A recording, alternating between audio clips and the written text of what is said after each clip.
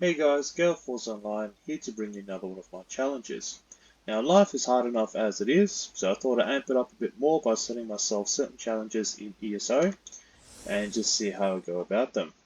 So I've done one previously where I only used light attacks on a Magicka build, and with the new updates being done on update 27, the Stonethorn I believe, the skills have been changed up a bit, so stamina version has a good one as well. And this skill in particular, what motivated me to do this, from the class skill line, Dark Magic. So this one has been changed to a stamina skill, and it causes your next light or heavy attack to deal an additional 12,000 physical damage, and reduces the target's armor by 1,000 for 5 seconds. And also after casting, your next non-ultimate ability used within 3 seconds costs 10% less. So in the last challenge, I also used 2 pets as a bit of a cheat. So not going to be doing that this time. So just going to be using the light attacks. Alright, let's take a look.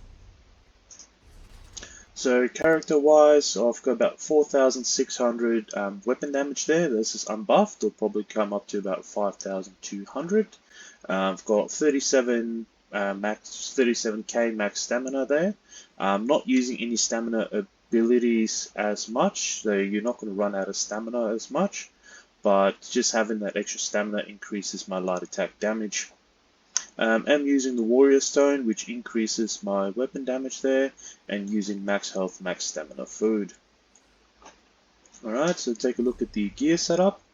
So first one here is Molekina. When you use 2 consecutive light attacks, you trigger Overkill, which increases your weapon and spell damage by 560 for 6 seconds. So since I'm using a lot of light attacks, this is definitely a nice set and it procs quite easily.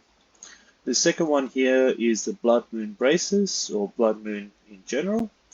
As when you deal damage with a melee light attack, you gain a stack of Blood Scent for 8 seconds. When you gain 5 stacks, you become frenzied for 5 seconds, increasing your melee light attack damage by 55% and attack speed by 50%. This effect can occur once every 15 seconds. So just showing you guys what that looks like. So 1, 2, 3, 4, 5. You see him frenzied, and you just absolutely go to town. There the effect ends. Alright, and the other set I'm using is Undaunted Infiltrator. So when I use an ability that costs Magicka, it increases the damage of my light attacks and heavy attacks by 1,685. So I do have one Magicka ability that I use to proc this, and also procs another effect which increases my light attack damage, but I'll get to that one in a sec. Alright, let's take a look at the skill setup. So first one here is Camouflaged Hunter from the Fighters Guild skill line. So don't use this skill at all. Just if I'll be coming in from the side or dealing critical damage from the side, it will grant me that Minor Berserk, and also gives me some weapon critical there. And since I have a Fighters Guild skill equipped, it increases my weapon damage there as well. Alright, the second one is Bound Ornaments from the Sorcerer class skill line. So nice skill if you're using a lot of light attacks, and if you want to use this as a build, definitely go to skill. So every time you do a light attack after activating this ability, the little dagger forms above you. You go a maximum of 4 times, and when you activate the skill again, they charge and attack the enemy. But the reason I have it here is while slotted, your max stamina is increased by 8%, and your light attack damage is increased by 10%. So just a boost to my light attack damage. So the next one here is from the Sigic Order skill line, so Crushing Weapons. And so basically infuse your weapons for 2 seconds, which light attacks deal an additional 12,000 physical damage, and you heal for 28% of the damage done. Alright, so this one only lasts about 2 seconds, whereas the other skill we looked at lasts for 4. So if you're going to activate them, activate the crystal first and then use Crushing Weapon. But the second one here, this is one I showed off before, which every time you do a light attack, after activating this skill, it deals an additional 12,900 physical damage and reduces the target's armor by 1,000. Alright, and then the last skill I've got here is Inner Light from the Major Skilled skill line. So while it's slotted, it increases my max magicka, don't really use that. Also gain Major Prophecy, so increasing my spell critical, don't use that either.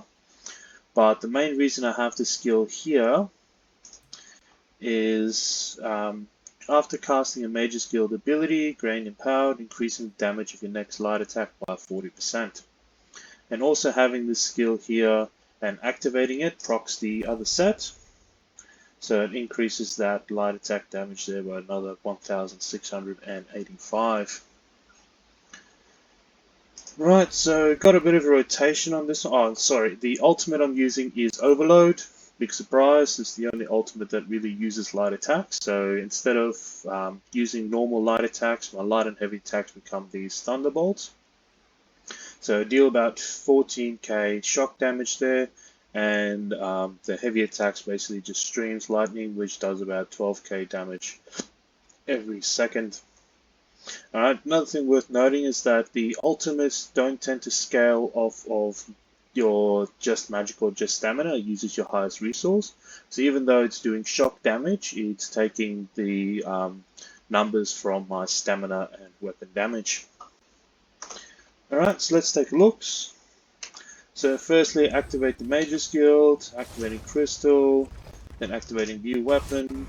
See, there's the 3 attacks. So just normally, with just the Major Skilled again, and full rotation, Crystal, and View Weapon. Alright, so let's put some potion on there, increasing my weapon spell damage. So now I'm sitting at about 5-4.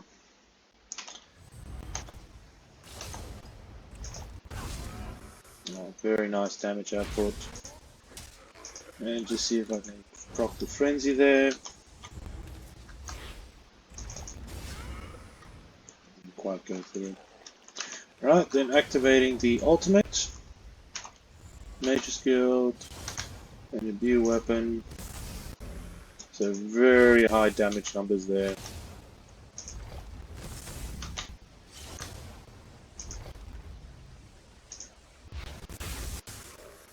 Alrighty, definitely not a build that would be utilized normally in Trials of Dungeons. It's just a bit of fun for building it. Thanks for listening, guys. If you like the content I'm putting out, please hit that like and subscribe. If you have any ideas for challenges that I need to do in the future, please let me know in the comments down below. Take care and be safe. Bye.